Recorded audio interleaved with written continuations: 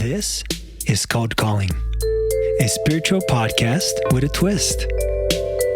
In this episode, we're discussing themes related to self, self-worth, self-love, self-respect, and self-care. We'll be touching on the following topics: the role and importance of planning, structure, and being on time from a spiritual perspective, transcending familial, societal, and cultural conditioning, how to transform our old selves and our self-imposed limitations, as well as how to know what our own needs are and having healthy boundaries. And yes, we are aware of it. We do say like a lot. Like a lot. So without any further ado, here are your hosts, Sahar, Kathy, and me, Jay. Maybe the last 2 months, maybe if I'm really truly honest with myself, the last 3 months, I have noticed a tendency of being behind, like being late to everything. Really? No, not everything, because I'm an early girly. She's always early. Oh, like early very early. Time, Yeah. And I've noticed that in the last 3 months or so, I'm behind, and it's like I'm planning, yet I'm using kind of the same techniques as before, yet somehow I'm always behind and late. I'm late. And I don't like that, but I don't know where I read this, so I won't even try to add like a book or anything. I don't know where I read it. Or maybe I heard it. I don't know. But it was talking about how time has to do with self-respect. And it's connected to the soul. And I was like, what? Bring it back. And it's when you are late, like chronically late, right? We're not talking about like, oh, I'm running behind this one time. When you're chronically late, it has to do with lack of self-worth. And I don't remember everything, but it did resonate. It's something that I taught Matthew. It's like showing up on time because he shows self-respect. You would think that it's respect for others, but actually what the deeper truth of that is you're anchoring self-respect. I choose to respect the time within me, to honor the time outside of me, meaning the other people that you're showing up for, or whatever it is. And we were talking about that, and I was sharing with Jay, like, I've noticed, and I think I said 2 months, but truly, if I really bring it back, it's been like 3 months. Maybe a little more. I even remember, let's say like 10 years ago, playing in a band in Long Beach, and they were chronically late. And Long Beach culture is like a subculture, maybe it's just like Southern California, but Long Beach specifically, it's like, it's like, certain countries in the world, it's like, I'll see you at 6, and they really mean like, I'll see you after 8:30. Oh, I didn't know that about Long Beach. But I feel like every culture says that, like, oh, it's Black people time. Oh, it's Latino time. And I'm like, no, B, it's just your late time. It's like, you're just late. Every culture says, oh, it's Filipino time. Or it's Black time. Or it's this Well, it's never them, right? It could be It could be like Bulgarian. You just late. Yeah, you just late, And that's why it said, like, certain cultures or certain countries, like, I don't want to bring that into it. Like, we can all be guilty of it. But I played in this band, and there would be, practice time. And, the way I was raised, my parents are very... When we were talking about the planner, I learned it from my parents, just seeing it growing up. My dad would always sit and like, we'll cross, if you ask me, like, do you cross everything? That's how everything was like literally scribbled out. Like, so the reason why it's scribbled out, it makes whatever hasn't been scribbled out, it makes it pop. So then I would circle it. Is that why it was so like? I saw his planner, but I really enjoyed it. And it was like, I know. But the reason why it's not a cross, it's like when you cross it, it still pops. The edges will pop. And so when you zigzag it like that, one, it very much kind of wipes it out. you can still read. So when I go back, the reason why I was looking at my planner is like I have the custom that every at the end of every year I'll go through my planner. I will sort of do revisit the year from the planner's perspective, and I would see certain things. It helps me track my meditation so I can connect it to something else that was happening. But that might even bring up a different memory. It's like, oh, I remember around that time I was doing this, or I was working on such and such a project. That way, that's how I hold myself accountable. So sometimes I also have, certain weaknesses or, not so great habits where I'm like, it's not that important, right? My planner is tiered that way. I have certain things that's like, if you get circled and it doesn't get completed because it's a weekly planner, then I would transfer it to the next page. Or I would say, I won't do it next week because I know I have 40 things and I can't do a 41st. And it's not crucial. I'll transfer it 2 weeks ahead. Anyways, to rewind it quickly back to, this is how I used to operate. And then I played in this band, and I wasn't necessarily the band leader, but because I had these habits and this discipline, I was very we're doing this, and the music was very special, and I could see it's there was kind of a slacker energy to it, but there was a slacker energy to it, and I was like, it just needs to be polished. We need to kind of have discipline, and it would just that will help propel it, because it needs to be contained. It's just right. It diffuses too much. It's leakage, as you would say, right? Yeah. And so, but they were chronically late for practice. Practice at 4. No one's even there. First person shows up at 4:20, and then the rest roll in later. And after a while, I was they're not being respectful of my time. I'm not going to be respectful of their time, which is a total. This is a very terrible. This is my conclusion. Tactic? Yeah, it's no, it's but you're putting something on it for me. Thank you for saying that. I don't mean to get you off, but no, keep going. And I'll just finish it, and then I started practicing this thing. 4:00 practice. No way I'm going to show up. I'm going to show up at 4:30 and F you guys. Yeah, okay. And then I became part of the problem, and so then it took me years to. By the way, I own the business, as you know. It was the business that taught me to be more structured, because even in the business I kind of had this sort of it's fine, it's loosey-goosey. Well, it was kombucha fermentation, which is in itself, it's very hey, it could happen, it's you need to be able to kind of float, but it wasn't until recently that I've become more this, otherwise it doesn't happen, and I recognized that. And I was just gonna say that, and I don't want to call anyone out but my partner. He always late, but disgustingly late. And me being an on-time girly, it's just he'll say, oh, I'll be there in 15 minutes. And I've learned through tendencies, I'm a tendency girl. You can tell me this and that, I'm gonna watch your patterns. I'm a pattern recognition. And that's how I can recognize people. And energy is like a pattern, right? So it's just pattern recognition. And one of those patterns and tendencies that he has is to be disgustingly late. And I'll say, he'll say, I'll be there in 15 minutes. And before I'd be 15 minutes. And then I'm okay, it's not 15 minutes. It's more 30 to 40 minutes to an hour. So now on the phone, I'll say, is it 15 minutes or is it 50 minutes? But I don't mean it condescending. No, that's really sweet. He knows that I mean it he goes, no. Well, now he'll say, before he would get upset, but now he'll say, no, if you want to see it that way. And I'm no, just asking so I can properly prepare, so I can, And he'll be no, it'll be for 15 minutes, he'll say 20 minutes. It was 50 minutes, close to an hour. So I've noticed that pattern, and I can see him being less late. He's learning something that I know I am a conduit to teach him is being on time. But I've noticed, and this is said by Tony Robbins a lot, is who you surround yourself with, you become.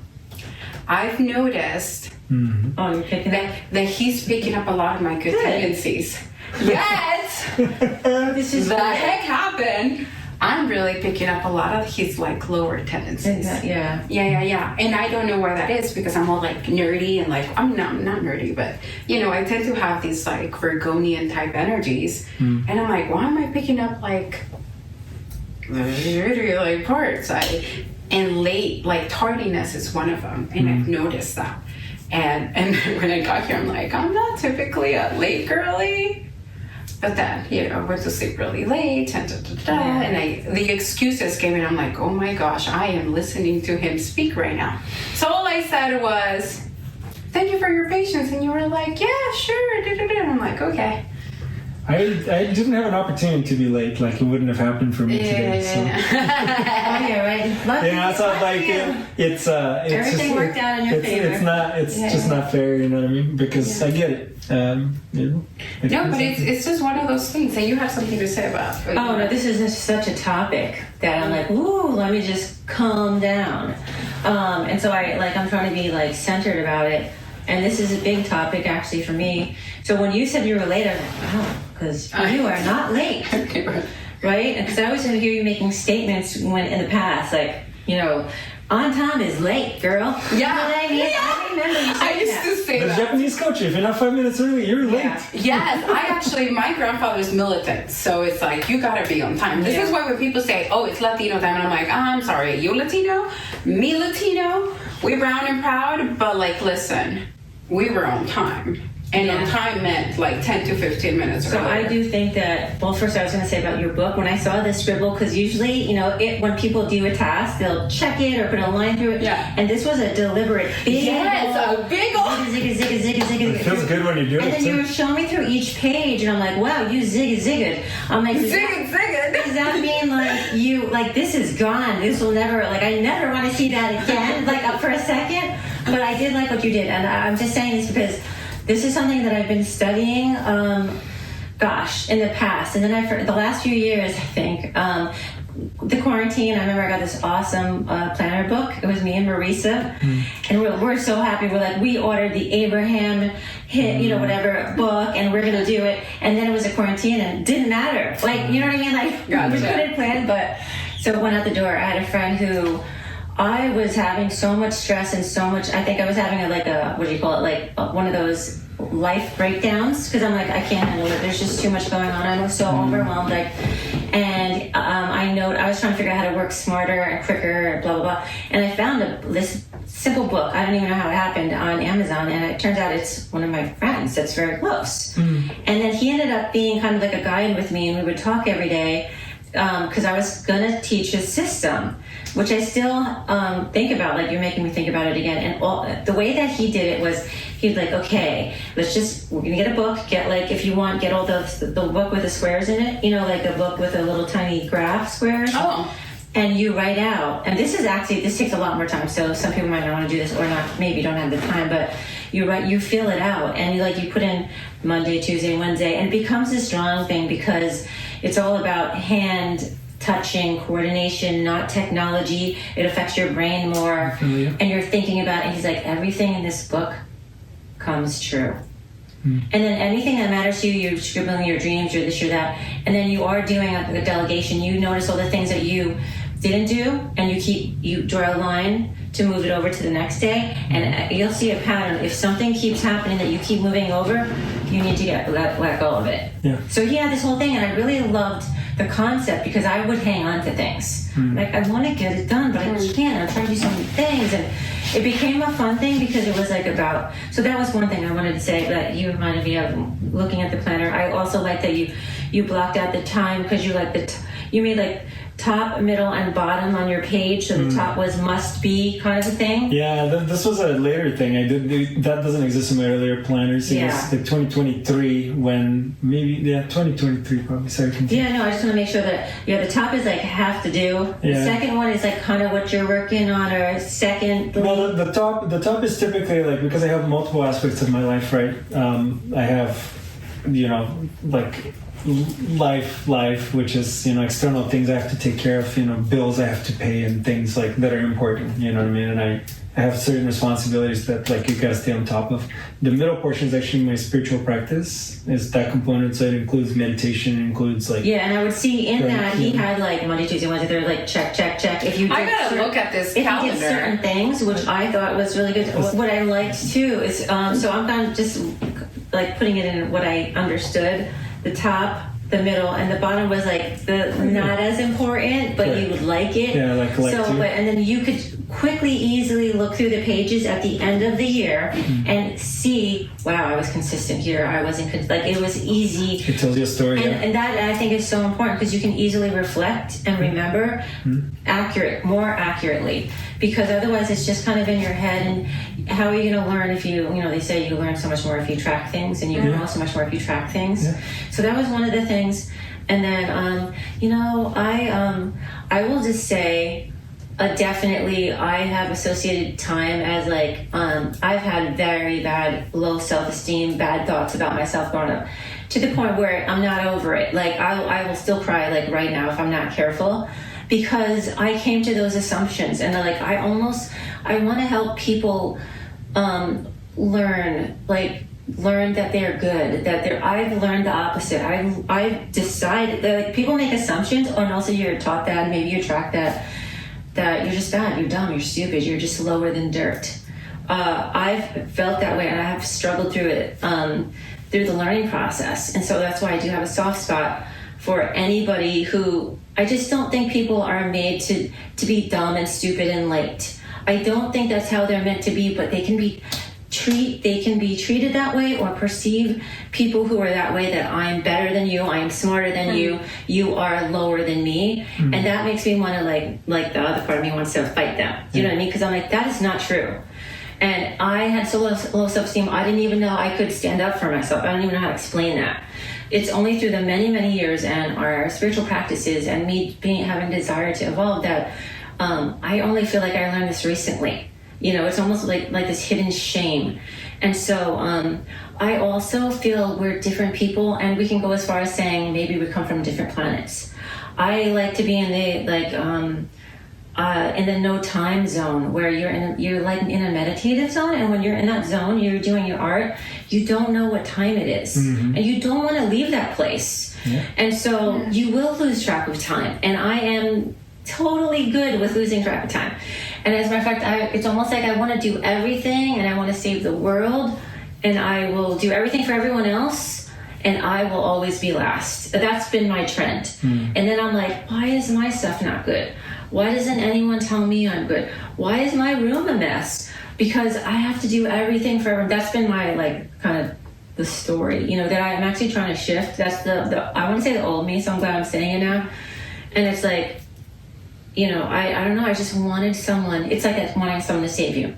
I want someone to be like, you are good. You are, come on, you're important. When anyone has ever said that to me, one of the people that has said it to start that was memorable in the past was Star's dad. He was the first person that recognized me, and he would defend me. And I didn't even know that I was I don't even know, I can't explain this, but I'm like, I'm important. More than that, someone will defend me. It was just nobody would ever defend me. And I've been through a lot of weird situations and people as a kid, let's just say. And then the next one is Star. Star would freak me out because she would be really, really loving. And I remember thinking oh my God, I don't know where this is coming from. This is what I needed my whole life. I wanted someone to tell me, you're good, you're not bad, you can do it.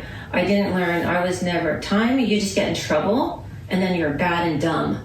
It's kind of and I wasn't around anybody that was, the blessings to my family. This is where I feel like I'm outing people, and I love everyone. But my mom didn't learn. She came from survival, and I think escaping by not being present. So she could be late, very late, and so that didn't matter. And then my dad had a regular job, so he'd be on time. But no one has ever taught me. It's actually Grandma, you guys know, she's militant, and I remember feeling like she must really, truly, in the beginning, not like me. She, I want to say hate, but doesn't like me because, it means this thing to her. You are, again, this negative. You don't care. You're disrespectful. And I remember thinking that, in the past, that if, nobody cares when I get there, because it wasn't a conscious thing, but it was I'm not that important. Who cares? No one will know if I'm here or not. This is God, I have a lot of weird history. Like, I can't even believe this is coming up, but I'm glad it is, because I'm, trying to be like, shift. You can't change if you're not aware. And I also feel like people are motivated by different things. So Grandma used to do this to Star, and again, this is nothing against Grandma. Star would have, this is probably where some of her, she gets anxiety and stuff. Star's her daughter, by the way. For those of you listening, Star is her daughter. Everybody. So Star would have panic attacks in the morning or at nighttime because she's like, I'm not going to be able to wake up.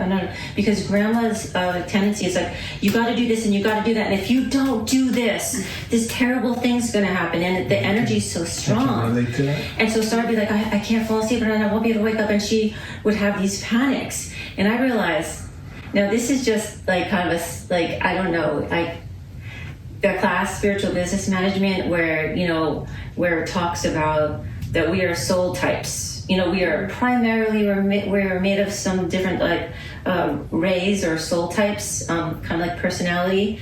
And so we are ruled by, especially like certain, so like a Ray 1, I would say like Grandma seems like a Ray 1. And Ray 1s are motivated by reward and punishment. Do this or else. I'm like, wow, I think the world was created by Ray 1, the old world. Do this or else. Structure. Fear or you're not going to make it. And I'm like, Ray 2s, this is more of the lovey type, that is terrifying, that is not motivating, that will create anxiety. And I would say, Grandma, I think if you want to like get started, do something, you got to tell her why it's so cool. You got to tell her why it's amazing to wake up early, because that's going to motivate her. And that's where I learned too, because I was like, so we're motivated differently. We're different type of people. Sorry, I don't want to keep taking up like this space about it, but this just brought to my attention. Take up the space. But that's my trigger, because I've grown up and it's always been like, beating myself up for everything.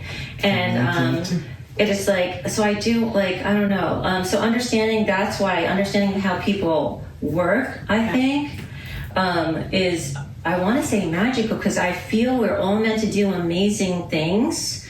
And that is also based on our conversations and yesterday, like what is exciting to me, like who are you really? Why are you really here? What really makes you, what makes you so excited to get up?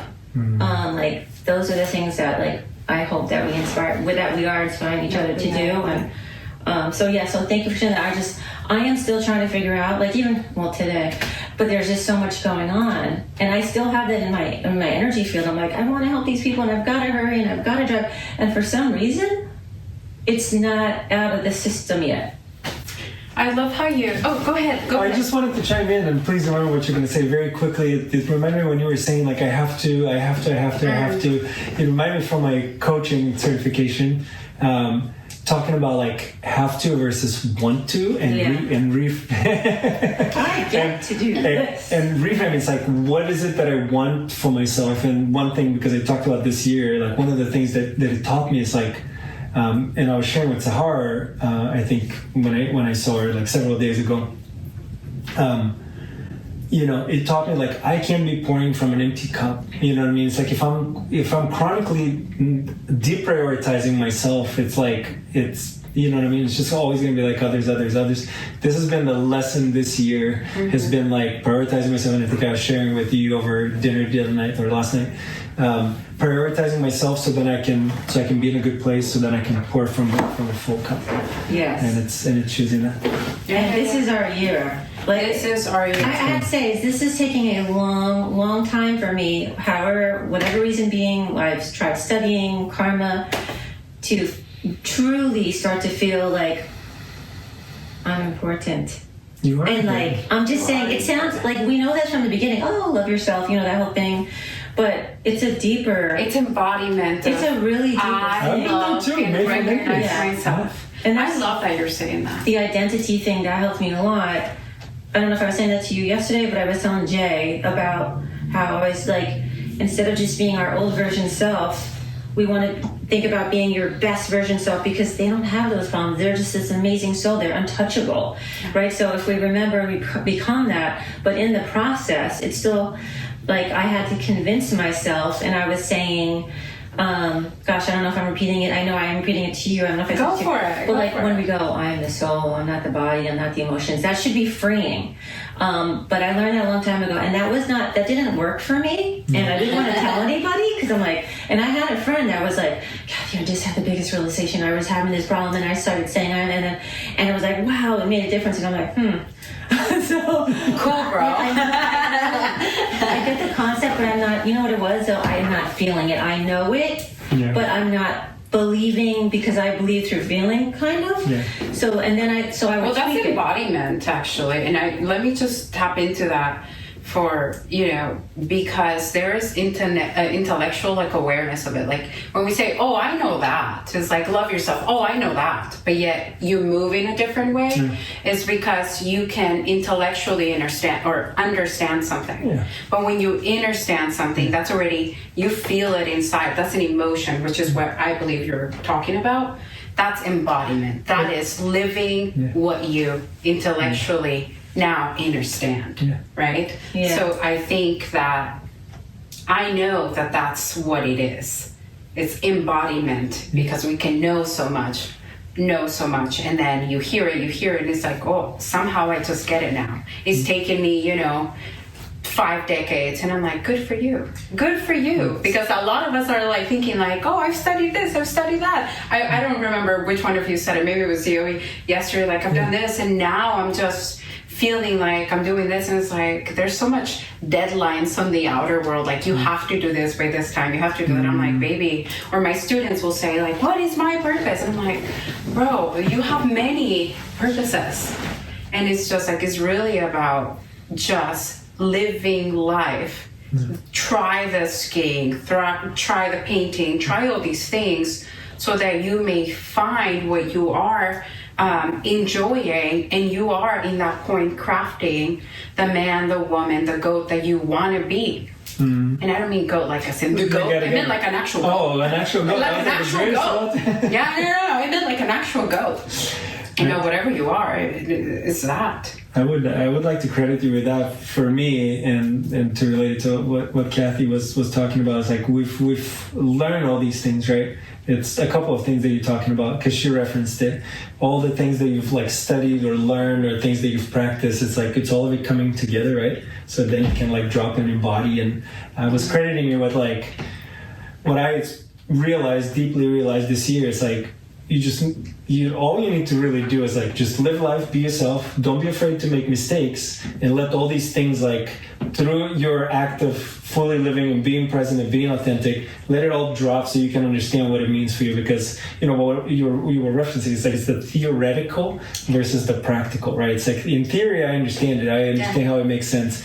In practical is like in practice, I'm practicing it. This is how it applies in my life, because how it applies to your life is not necessarily how it would apply to you, what it would look like. Maybe for some people it just doesn't work. Maybe for some people it's like it's all they need to do. It's like, I'm not the body. Yeah. It's like, great, it works for you.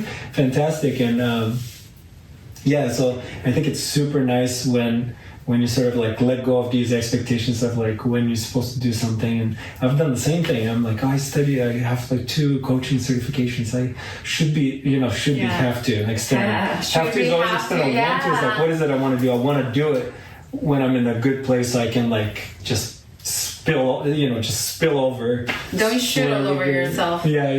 Don't shit all over yourself. Too. So don't shit all over yourself. Very guilty of it. I mean, you're telling that story, but I could pull you out of there, put myself in that, and I could tell a very similar story with just like slightly different details. And I think most people would relate in whatever way has been applicable to them, because we live in this world, right? Mm-hmm. The title song we're using for this podcast kind of touches on that. It's it's this material world that's teaching us, like it's conditioning us to think a certain way. And so the beautiful part is when you say like, stop, is it that way? And also like, why?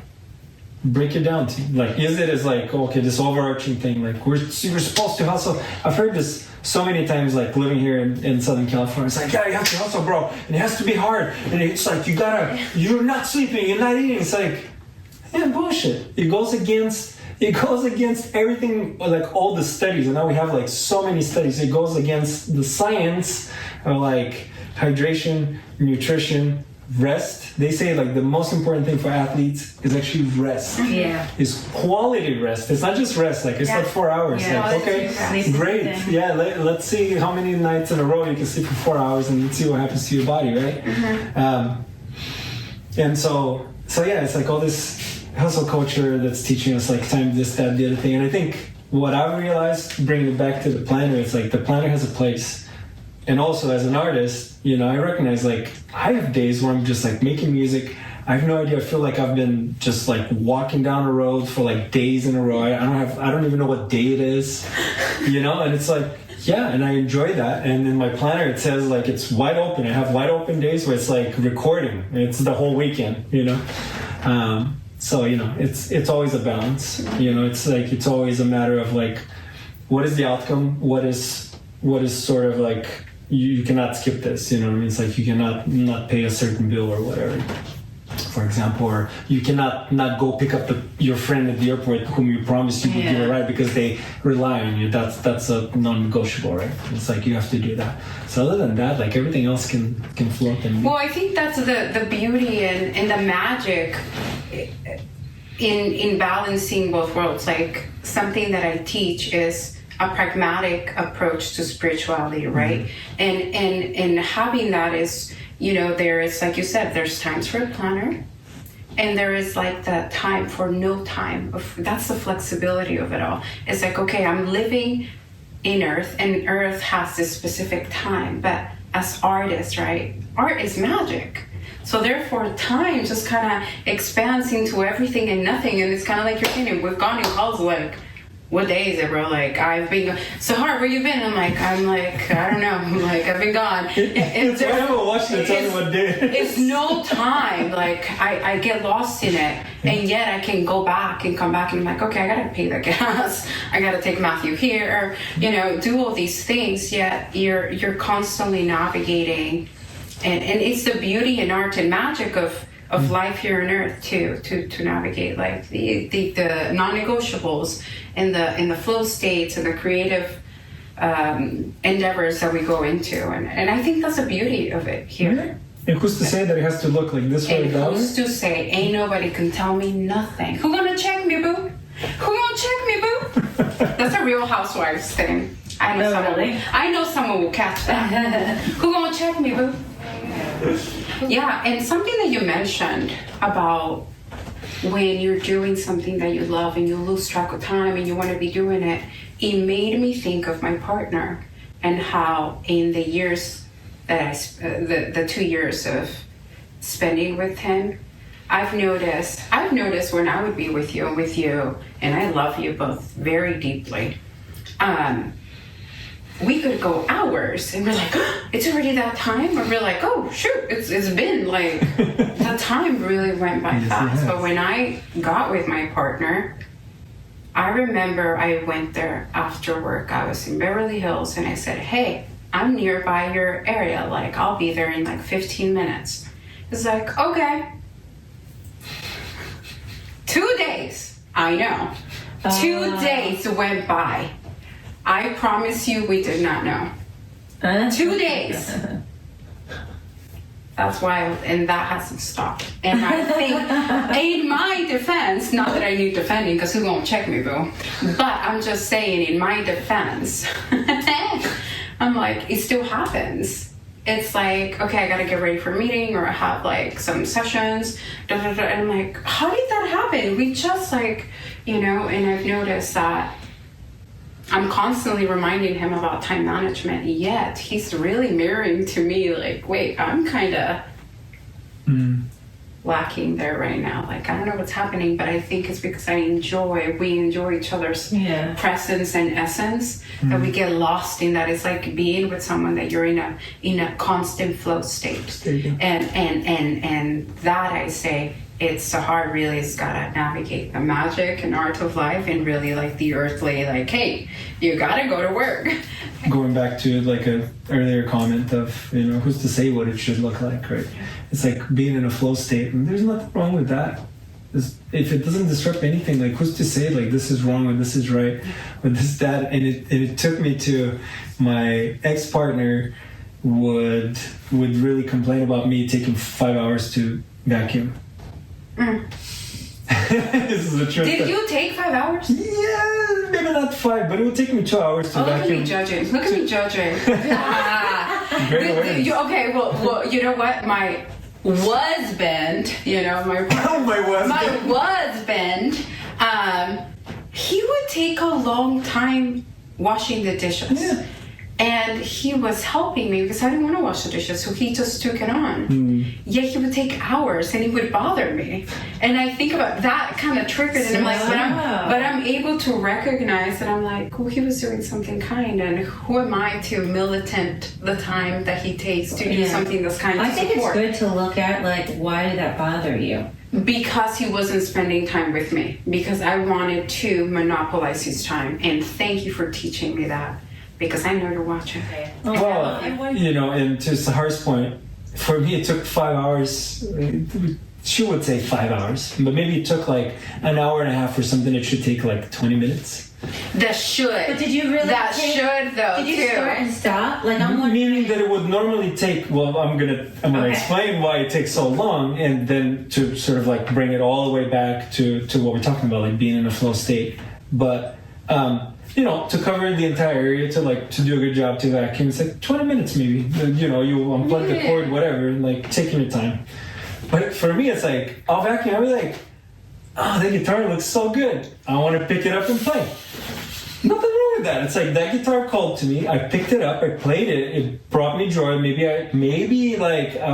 vacuuming, but now I wrote a song, and now I'm like, oh shit. When I'm done, I'm gonna go and I'm gonna track that. I'm gonna demo it because it's like it's flowing.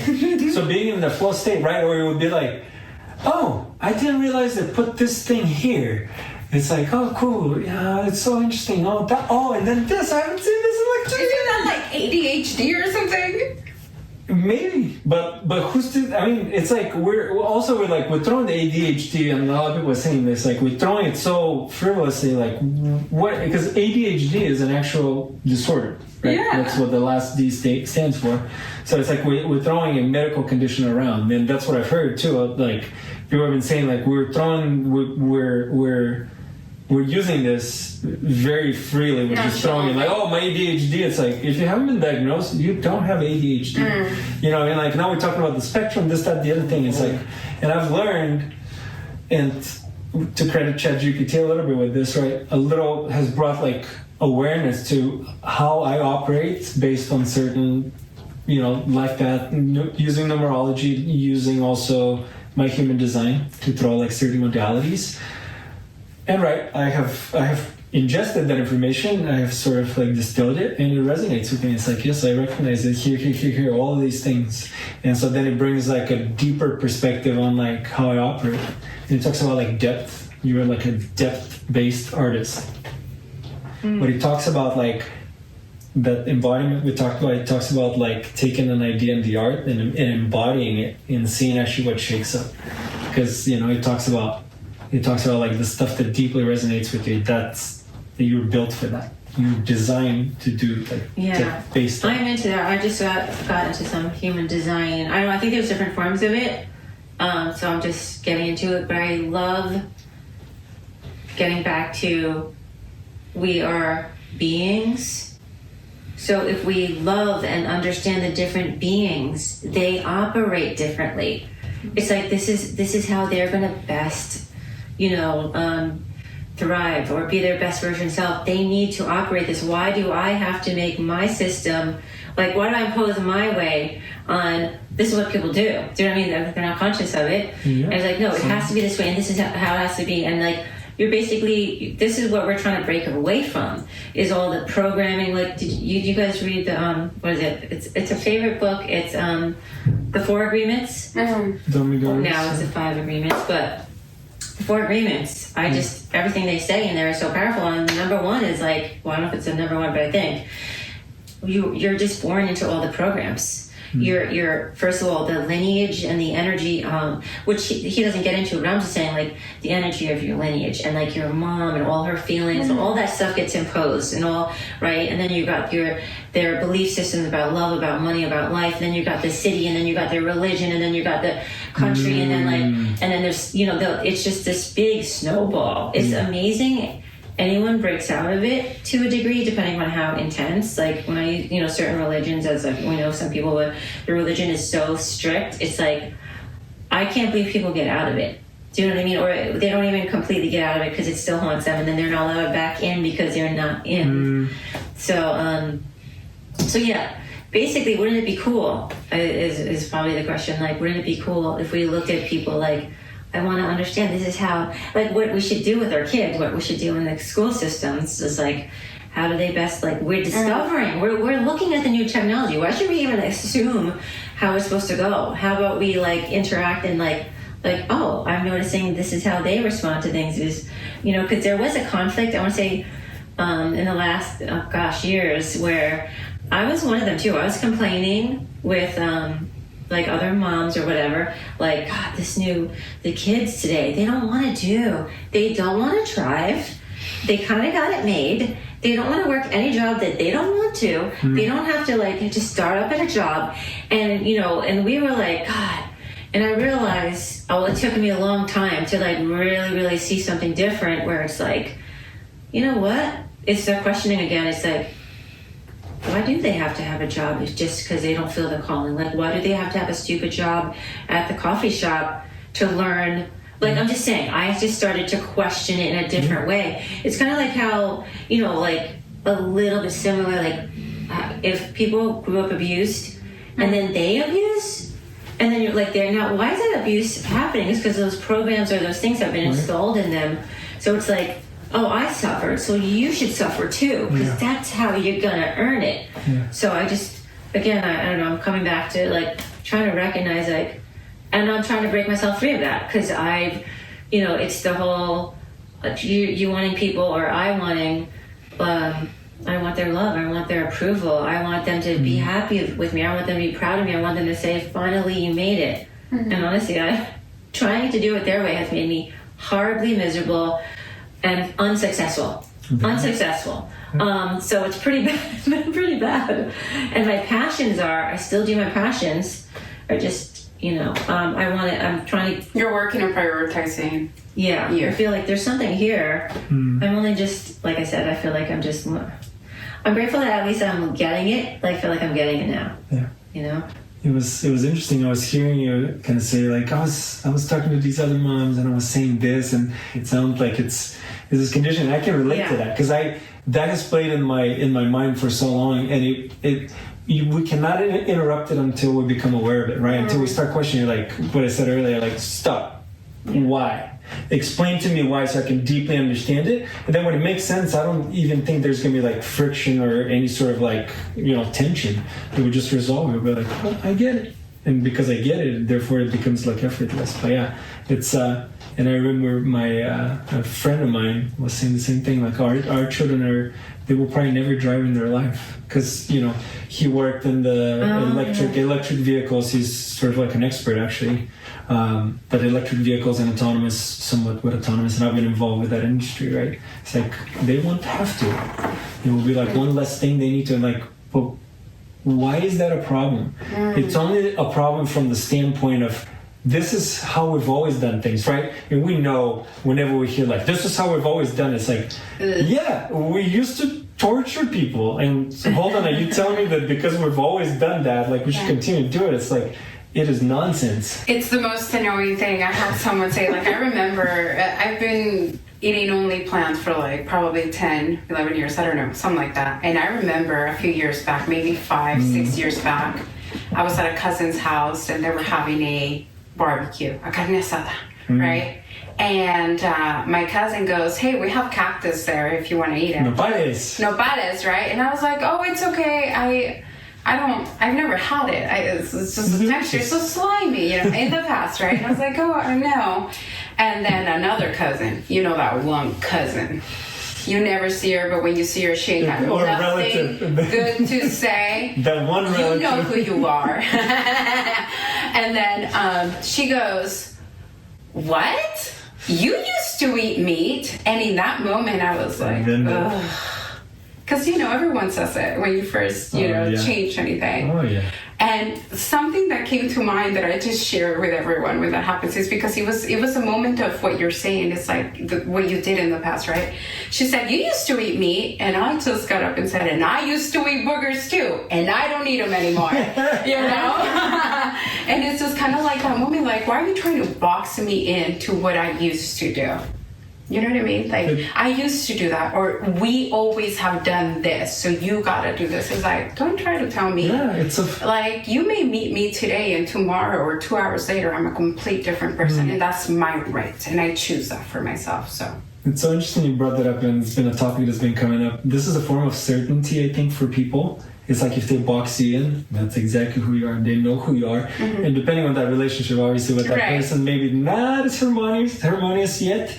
But, it's sort of like it supports their treatment of you. And their control of you. If control is involved, sure, it supports that as well, right? So the moment you get out of the box, it's like, it brings an element of uncertainty, or like you're no longer in the box, and therefore they cannot control the box anymore. So there is control. Yeah. And this is so prominent in society. I think public figures or celebrities get that a lot. It's like, she changed her look, and I think unfortunately that women get it so much more. This is something actually as someone in a male body, right? I haven't been exposed to that as much. But like, who cares, right? And that's how it is for me. That's at least how I perceive it. Like, I don't. For me, it's like it's sort of like this. Like, I don't understand like why this is important to me, but it's a thing. So, back to what I was saying when we were talking about the moms. One of the things about driving, and it's usually because you're referring to like experiences, like because when we were kids, staying home sucked. Like there's a lot of stuff going on, and you wanted to leave and escape. A car was like the way to escape. I realized though, but I want Sahar to like have all the things I didn't have. So she loves it at home. Do you know what I mean? Like, why does she want to escape where everything she has is there? The love, everything that she wants is there. So then that makes sense. So like we're kind of projecting from our past, and that's one of the things that I think happens. People get into a comfort zone. It's like a feeling safe. Like, this is how you are, and this is, what you're saying, how you feel safe, and you can control the situation. And if someone changes, I had one of my first teachers, which I'm really grateful for, Rama, used to say that, be careful, because people we hold images of each other. Mm-hmm. So then when you go back home, if you don't notice, it's almost like they're holding you to when you were young. Yeah. And it's very hard to break out of those, and it is so true, because I would go home and I would always experiment for years, and I'm like, I would just go back to that old version suffering self, because all those beliefs and all those projections, it's so easy to get sucked into it. It makes you miserable when you go home and visit. Yes, unless you change. So which is why I have tried and also during practice, and I noticed over time for me, a lot of things shifted. It took a lot of effort for me to internally change so that those things didn't trigger, because I had to be a different version me. Yeah. And that took me a long time. Which is why I recognize that, when we're on the spiritual path, at least, all the people that I've been around a lot of different meditators, and also obviously in pranic healing and stuff, I've noticed if people are consciously doing their work, whatever that is, every time I see them, they're different. And even if you meditate, you could bring down more soul energy. You could be different too. Like, maybe we shouldn't expect our old version self. Maybe we should get excited that more soul energy is coming through. And so basically, I would try not to hold images of people, because I don't want to keep them there. Like, I should see the new. I don't know. So that's just something I do. Beautiful. I love that. I love that. What I've noticed, kind of like with the Nepalese cousin, that used to eat meat. It's the same thing. It's like, you get that. That's a form of like self-worth. You're just like claiming it. Yeah. and you notice the respect that comes back. I know, isn't that interesting? Yeah. Yes. Because I you're wish I standing would up have for known yourself. that Yeah. It's just back like, in the day. If you think about it, it is a vibrational frequency that Yeah. you're allowing to be in your system. Because the other frequency is like, whoa, Yeah. you know, like, Yeah. you can totally push me over. And now it's like, They will no, destabilize you absolutely with not. their- This is not. That I had the same experience where one year I was just like, no. If you're going to do this, I'm going to leave, which I never had. And I just, so these are things I'm I love that. No, I love that. I wish I would have known that in the past because... we all do. No, It's but always see the hindsight. thing, I was not as kind. Like, if I literally would hate going home to visit family members because it was miserable. As soon as I got there, I would dread it like the weeks before. I'm like, I was already torturing myself. I'm like, oh. And one time I just went with a sledgehammer and I was like, every single one. My little poor Knocking down walls. abuelita. My little poor abuelita too. It's like, nope, you don't get to talk to me. Oh, it's just a joke. Yeah, you're laughing at me, bro. You don't get to laugh at me. You can joke about each other, but you're not gonna make me the butt of the butt of the joke. Yeah. Like The joke, yeah. it's a no. But it's like it wasn't kind of like hey, it wasn't like a gentle conversation, but direct. It was like whoosh, whoosh, Walking Dead says. But guess what? But that's what was in my head. I was like, off with your head, off with your freaking head. And you know what, kid? You too. Off with your freaking head. No, but you know what? That was my process, and I'm able to look at it. Because now when I go home, I'm able to enjoy every single one of them. And I think even though it was gory and messy, not only did I butcher the idea that they had of me, I also butchered that being within myself. I didn't just say, I am this. I showed up. I literally died to be born again, and I got to craft this new being that showed up. And it wasn't from a phony, like, this is who I am, and I'm telling you who I am. It's like I am walking in the shoes that I know that I am, and you can feel it. I don't have to tell you. So because I no longer have to tell you, you come to me with that same kind of feel. It's you don't have to tell me who you are, right? It's like we are here, and it's always so beautifully zen. It's not like we're just like high on vibes, but the vibes are there, and we get to laugh, and it's something that I often hear about my aunts, my old aunties. It's like, I'm so glad that we get to talk about this now, and I never knew this part of you, and now it's kind of like, but it is me, right? And we get to delve into it, and then we go laugh at, whatever, something dumb, but it's like that beautiful magic, and I'm sharing that because we don't have to Walking Dead our family. We can always just say, hey, this is who I be now, or just like you did. And it's just kind of like, it's really just about setting boundaries. And boundaries are never for the other people. They're your boundaries. You must honor your boundaries. They're yours. So, something that my partner would say, like, oh, you don't, I'm like, bro, you're there, it's your line. You gotta honor it. Yeah. I'm honoring mine. I can meet you at the line, but you gotta walk to your line. That's what boundaries are to me. That's how I explained it to him. Boundaries are a thing. But this is still, like, even for me, this is all still stemming back to, oh my God, I want to make it one word, but it's not one word, like, true, healthy self-love and self-esteem. And like, for me, I mean, just because I know everyone's coming from different places, like,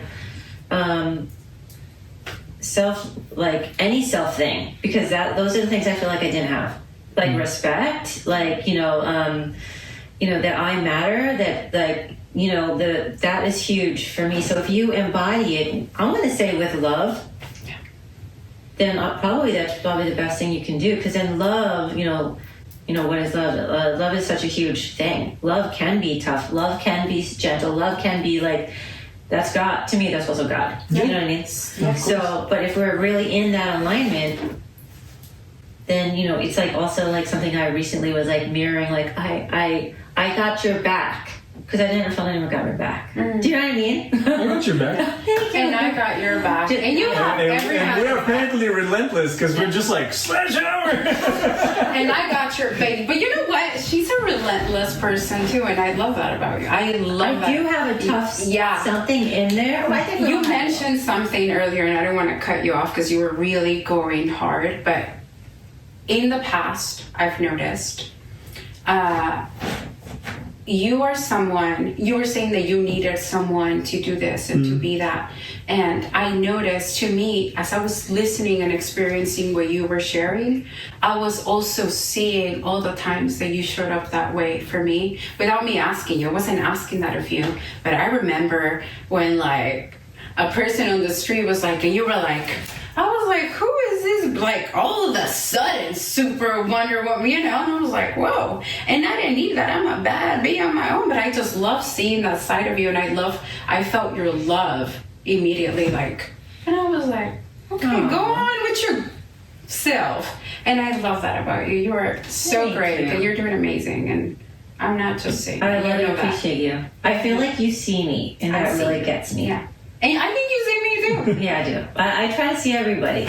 I think, because I think that's the only thing that's real. People have different purposes. Well, I have had talks with other people sometimes, and they're built, we're built for different things. Yeah. Like, you know how you just feel drawn that, like, somebody just, like, we're into what we're into, like, which is a lot of similarities and art and stuff like that.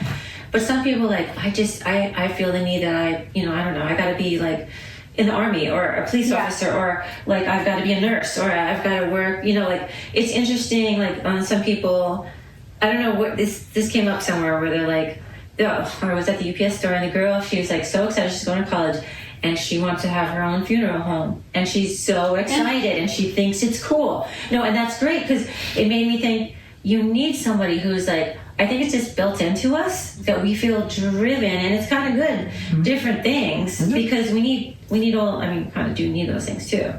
So, but getting back to like honoring and being who we really are. Yeah, I think that was just is that the word? Encapsulating this session is really about honoring our needs. And really, and the takeaway, I think, for anyone listening or watching would be like, if you don't know what boundaries are, then, or what your boundaries are, maybe sit after this or during this or pause it, whatever it is, and just have a moment to say, where or with whom do I need to set boundaries? And what does that look like for me? Or how could I honor my needs? Or what are my needs? Maybe you don't even know that what your needs are, or maybe you thought you needed some sort of permission. Here it is. You have permission to set and draw your needs and let people know. You may sledgehammer them, or you can take a different approach. But moving forward, I think is so important. I know it to be true. Setting boundaries and figuring what those are for you and your needs and your desires. That's so beautiful, because bringing it back to the planner, kind of like a full 360. My planner for 2026, there's a big sticky on it that I have, and this was an exercise I was supposed to do and I haven't gotten around to it. What do I need? And I think it says in parentheses like core. What are my core needs? What is it that and it could be like, I want to feel safe. You could say something like that, right? And so and thank you for reminding the audience to maybe consider doing this exercise, because it helps you get this clarity, and then everything would stem. The more clarity you have, and this is a form of awareness, right? And that's why it's like clarity. It's more light. Mm-hmm. Yeah. Being more he's having these things illuminated so you understand them, understand what they mean to you and why you deem them important, because they might actually be just kind of like the gatekeepers for things that are deeper. And it could be something like, I want safety. I want to feel like emotionally safe in the relationship, and then you could start expanding on it. Like, what does this actually entail, right? Yes. And you could be like, I want to be able to have these conversations that I'm not able to have with a lot of people, or whatever. I'm just sort of like coming up with examples, but yeah, this was one thing that kind of came from me, and I was like, I think that's really great, and I think that we should dive deeper into that maybe on the next episode.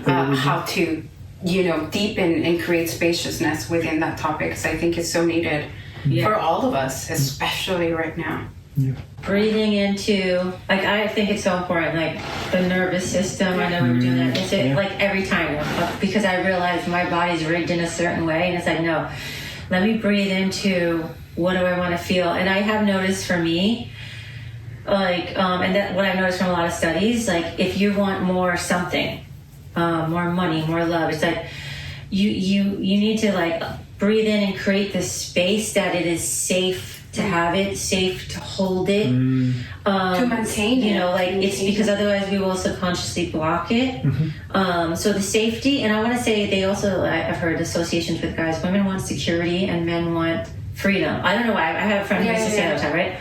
But so like all of that true, like in a way, like I want to feel safe to have everything I want and to live my best day every day. Like why can't I live my best day every day? And why can't I live it exactly the way I want to live it? Like I'm going to wake up at this time, I'm going to do this at this time, I'm going to like what I'm the creator, like why do I have to do what everyone else is? What I'm just saying, right?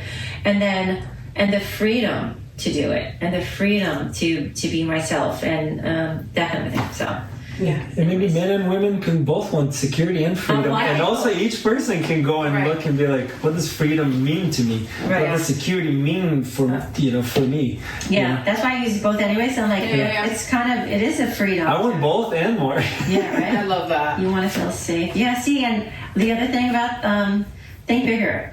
Like how come some people are living in like such a big life, and then some people are like, because they say people settle. Yeah. Like, this is what I got. This is all I got. Yeah. And it's like, what is wrong with expanding? Like even just for the fun of it, doesn't mean you're bad. Like people are afraid to dream big. Just aim to be a millionaire or billionaire. Yeah.